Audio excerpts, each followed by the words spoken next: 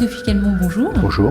Alors vous êtes le président de la compagnie internationale André Tricano et vous êtes aussi à l'initiative d'une exposition 36-36, les artistes fêtent les 80 ans des congés payés, exposition qui va avoir son point d'ordre, si je puis dire, à la fête de l'humanité puisque ces œuvres vont y être vendues au profit d'organismes qui vont permettre à des gens qui n'ont pas les moyens de partir en vacances. Alors avant qu'on déroule cette histoire, je voudrais que vous me racontiez la genèse de cette exposition. L'idée de départ, c'est d'utiliser les bâches recyclées des tentes André Tricano.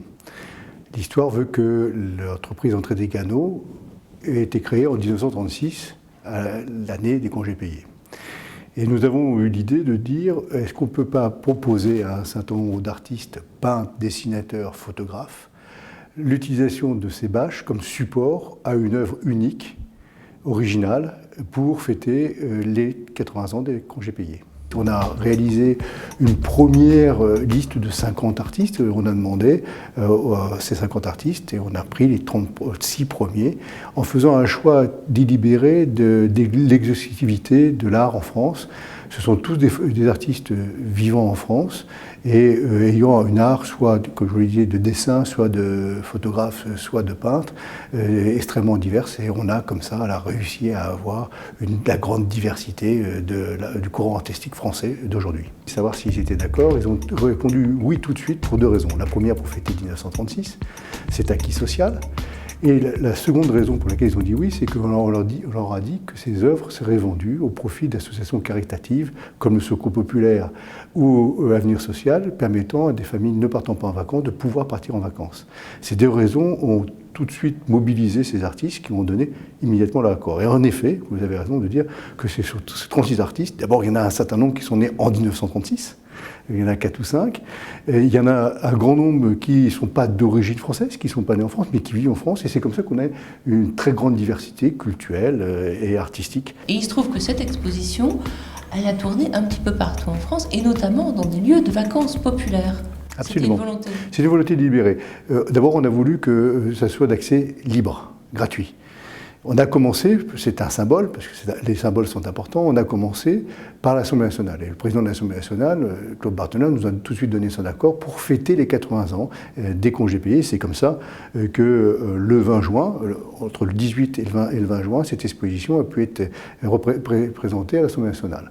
Je rappelle que cette loi qui a été votée le 20 juin 1936, une des premières lois qui a été votée à l'unanimité. Et pour l'histoire, pour faire un tour très rapide sur l'histoire, le Front populaire n'avait pas du tout prévu le vote des congés payés. Et c'est la pression de la rue, la pression des usines qui a fait que cette loi a été votée une fois encore à l'unanimité et qui a permis à 550 000 Français de partir pour la première fois au congé payé le 1er août 1936 avec toute l'aventure qu'on connaît depuis, avec les 2 semaines, 3 semaines, 4 semaines et 5 semaines de congés payés. Et donc, en effet, on a ensuite demandé à un certain nombre d'édiles locales, d'élus, de savoir s'ils étaient prêts à nous recevoir. Et c'est comme ça qu'on a eu 5 villes qui nous ont accueillis. Alors, parmi les œuvres, est-ce qu'on peut en citer quelques-unes si je vous demandais vos 3 préférées? Il y a bien sûr celle qui a servi d'affiche, qui est l'œuvre, superbe œuvre de Clasen, Liberté 36, qui a été utilisée et qui représente ce que nous voulions faire. Bien sûr, il y a celle-là.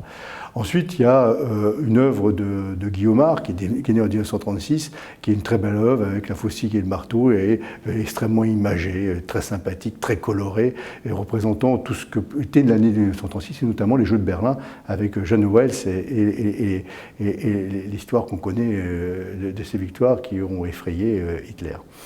Et puis ensuite, il y en a bien d'autres. Il y a des photos très très belles, celle de Bosser, entre autres, qui était une très belle photo. Je peux vous la montrer, qui est celle-là, qui est fort sympathique, qui montre bien les vacances. Et puis, enfin, il faudrait tous les citer, mais celle de Coachi, qui est une petite merveille de réussite, qui est celle-ci, où il y a toute une histoire, avec ici à gauche l'homme, ici à droite la femme, et puis toute une histoire qui a été racontée en arabe. Et puis vous avez, elles seront toutes à citer, celle de GER 45, qui est une réalisation d'un street art, un des grands grand artiste du street art qui a réalisé une œuvre rappelant un peu Léger et l'époque des 1960, et ainsi de suite. Et il y a notamment aussi une œuvre de Viala qui est particulière parce que ça fait tout à fait écho à son travail support-surface, de travailler sur de la toile qui n'est pas dans un cadre. Absolument. Vous avez l'œuvre, avant Viala, vous avez l'œuvre d'Ernest Pignon-Arnès qui était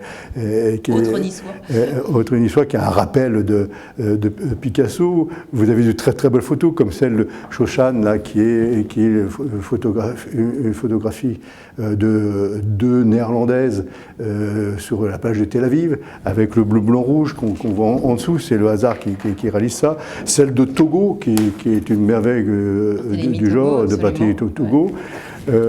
Celle de Viala dont vous parlez là, c'est du Viala, et le Viala c'est quand même le pape de l'utilisation des supports recyclés, et donc on était complètement dans son monde. Celle de Jan Voss qui était également vrai, et ainsi de suite. Et je voudrais pas oublier les nombreuses femmes qui sont représentées, comme ici Emmanuelle Renard, qui a réalisé un chant de tournesol avec un tandem et le touriste pour rappeler 1936, et ainsi de suite. Dans l'ensemble, vous avez une dizaine de photographes, vous avez 2-3 dessinateurs, le reste sont des peintres. Enfin, belle réalisation. Ce qui est intéressant, c'est que dans ces œuvres que vous avez à la fois des artistes confirmés, comme on vient de les citer, et puis des jeunes artistes qui sont au début de leur carrière, et on voit dans cette exposition, qui est la seule exposition itinérante qui a eu lieu pour fêter les 80 ans de 1936, on a des talents confirmés, des talents en herbe très forts, très puissants, et très franchement, qu'on regarde le succès que ça a eu, les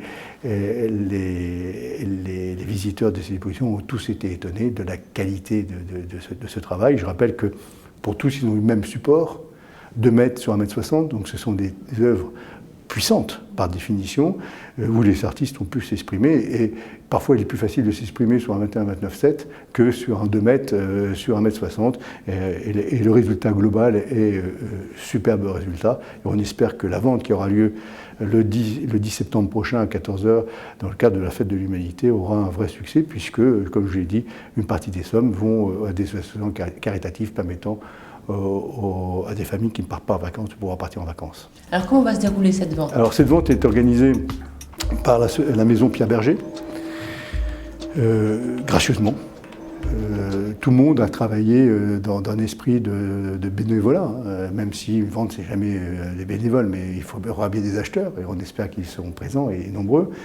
Cette vente se déroule donc au sein de la Fête de l'Humanité et dans la partie des collectivités qui est réservée. Elle commence à 14h le 10 septembre et elle sera vendue aux enchères sous le marteau de Maître Godot, et soit par des personnes qui seront présentes ou qui pourront répondre par l'intermédiaire du téléphone ou d'Internet. Donc dernière question, voilà, cette expérience va être, je le souhaite, réussie, il n'y a pas de raison qu'elle ne le soit pas, mais qu'est-ce qui va se passer après? Est-ce que vous avez d'autres actions de ce type en projet, et est-ce que l'année prochaine, d'autres anniversaires à fêter avec cette même esprit? Pour l'année 2017, nous avons l'idée d'une autre opération.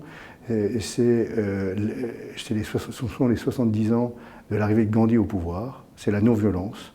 Et on a l'idée de demander à un certain nombre d'artistes, non pas là, français ou vivant en France, mais des artistes dans un certain nombre de pays qui se trouvent dans des situations conflictuelles, ou que ce soit des situations difficiles pour les femmes, ou que ce soit des pays en guerre, de demander de réaliser des œuvres autour de la non-violence pour l'exposition de 2017. On a hâte de les voir. Merci beaucoup. Merci.